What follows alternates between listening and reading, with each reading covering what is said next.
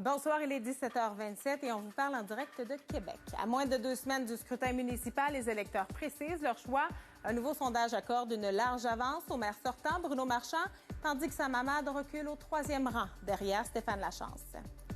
Déjà moins d'une semaine avant le vote par anticipation, on continue de recevoir les candidats à la mairie de Québec. Ce soir, c'est au tour du maire Bruno Marchand, le maire sortant, d'être avec nous. Bonsoir. Bonsoir, Zoé. Comment vous la trouvez, cette campagne-là? On a envie de nourrir aussi. On aime notre ville. On est très fiers de notre ville. On a envie d'y amener beaucoup d'eau au moulin, y donner le meilleur de nous-mêmes.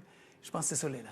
Vous dites que ça a été une campagne différente en 2021, mais quoi qu'il en soit, on a quand même parlé de mobilité, comme ça avait été beaucoup le cas il y a déjà 4 ans. On parle du tramway de Québec et lorsque vos adversaires en font mention, vous leur dites « j'ai l'impression de vivre un recul en arrière ».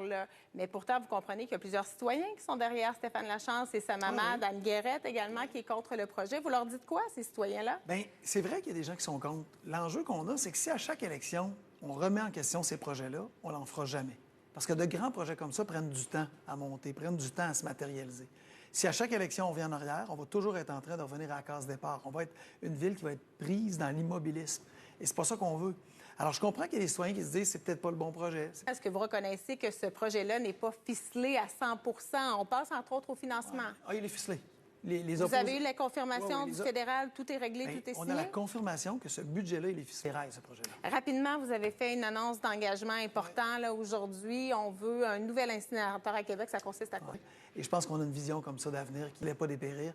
Mais c'est une façon de le faire. Très rapidement, est-ce que les citoyens doivent s'attendre, si vous êtes élu le 2 novembre prochain, à d'autres taxes? M. Marchand, bonne fête de campagne à vous. Merci. Du côté de Sam Hamad, avec Leadership Québec, ça a été plus tranquille en début de campagne et maintenant, on voit qu'on accélère la cadence. C'est quoi la bonne stratégie au final? En fait, c'est d'avoir une stratégie pour laquelle on est capable de partir avec la bonne stratégie du jour 1 jusqu'aux journées de l'élection qui est le 2 novembre. Dans le cas de M. Marchand, tu l'as bien résumé, on fait des pour les partis. Par exemple, M. Marchand qui est en avance, est-ce qu'on peut s'attendre à moins le voir pour être sûr de faire pas de ne pas prendre de risques, en quelque sorte? Ouais. Les adversaires, peut-être que les candidats vont vouloir se montrer un peu plus pour faire des percées dans leur circonscription? Oui, vraiment. C'est la dernière chance de faire une bonne impression. Le bureau d'enquête du Journal a révélé ce matin que certains sénateurs font voyager leurs conjoints aux frais des contribuables canadiens. Pour en discuter, l'économiste et sénateur Clément Gignac, bonsoir. Bonsoir, Mme Couture. On parle grosso modo de 2,6 millions de dollars en 9 ans qui ont été facturés aux contribuables. Je vous donne un exemple. Plus de 4 700 dollars pour un séjour de 6 jours à Whistler pour la conjointe du sénateur de la Nouvelle-Écosse. Il y a également été question de voyage linguistique. Ça a été quoi votre réaction, M. Gignac, quand vous avez pris connaissance de ces dépenses-là?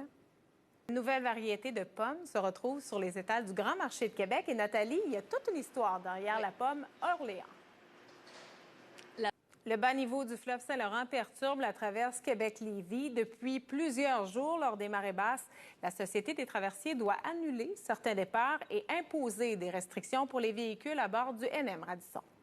Merci beaucoup, Stéphane. On vous retrouve dans 2 petites minutes. On reviendra bien sûr sur la campagne. Nouveau sondage dans la campagne municipale. Bruno Marchand en avance. Bon début de soirée, tout le monde. Bienvenue au TVA 18h. Une nouvelle semaine de campagne électorale qui s'amorce avec un sondage, un coup de sonde qui place le maire sortant, Bruno Marchand, en tête, avec une confortable avance.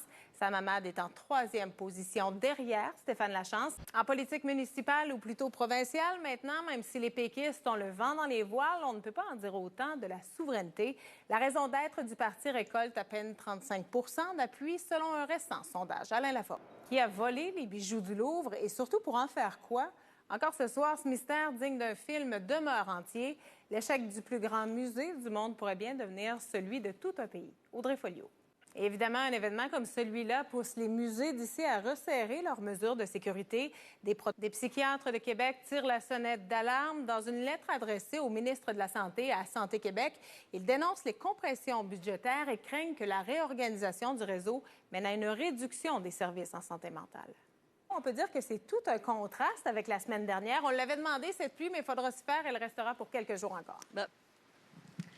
Oui. Sommelier et chroniqueur vin, Philippe Lapéry est de retour avec un tout nouveau livre. Il sera partiel disponible en librairie dès mercredi. C'est son 11e. Dernière heure, une nouvelle tuile s'abat sur Sam Hamad. Leadership Québec qui nous confirme une nouvelle rapportée initialement par Radio-Canada à l'effet que le candidat à la mairie fait l'objet d'accusations du syndic de l'Ordre des ingénieurs La formation politique qui indique que les procédures sont contestées. On y reviendra demain. Bonne soirée. Bon midi tout le monde. D'abord, on fait le point sur cette nouvelle semaine qui s'amorce pour la campagne municipale à Québec. Dans un nouveau sondage segment publié ce matin, le maire sortant Bruno Marchand est en tête avec une confortable avance, alors que Dany Samamad glisse en 3e position derrière. Réaction ce soir. Merci beaucoup, Dany. Par ailleurs, récemment, on vous a parlé des nombreux maires élus sans opposition dans certaines villes. Eh bien, sachez que dans 9 municipalités, aucune candidature n'a été déposée pour ce poste, dont à Saint-Benjamin-en-Beauce, Éliane Pilote. Le Centre du CIUS de la capitale nationale lance un message à Santé Québec. On dénonce les compressions budgétaires, Sébastien, et une réduction. Un incendie majeur ravage un concessionnaire Ford de Thetford Mines.